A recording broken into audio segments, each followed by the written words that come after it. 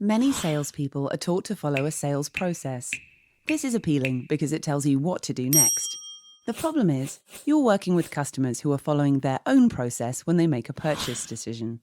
We call this process the buying cycle. If you do what the sales process tells you, without being aware of where the customer is in their journey, you may end up spending time on things that don't move the sale forward, or worse, damage your chances of success. Let's take a look at the buying cycle in more detail. The first stage, need, is where the customer recognizes that one or more of their objectives are not being met, and that they need to change from an existing product, process, or supplier. Our role as salespeople is to create value during this phase by highlighting the need and showing the value of a solution. In the choose phase, the customer selects between alternative ways of meeting the need, often several competing solutions or doing something internally. Our role in this phase is to differentiate our value relative to these alternatives. Having selected a preferred solution, the customer then often starts to worry about what might go wrong. For example, what if the implementation takes too long?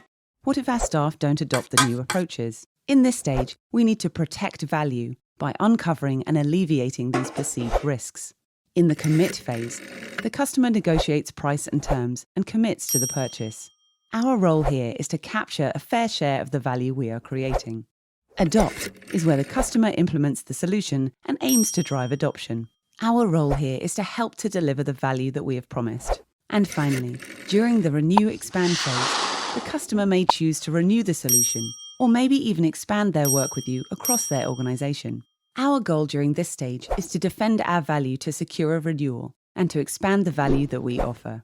So there it is. By knowing where the customer is in their buying cycle, need, choose, worry, commit, adopt, or renew, you can work with their agenda rather than your own. It's worth noting that in this context, closing the deal is a process rather than an event. It involves moving the customer through each stage of the buying cycle. If you do that well, the actual buying decision will then happen on its own, though you still need to drive adoption and renewal.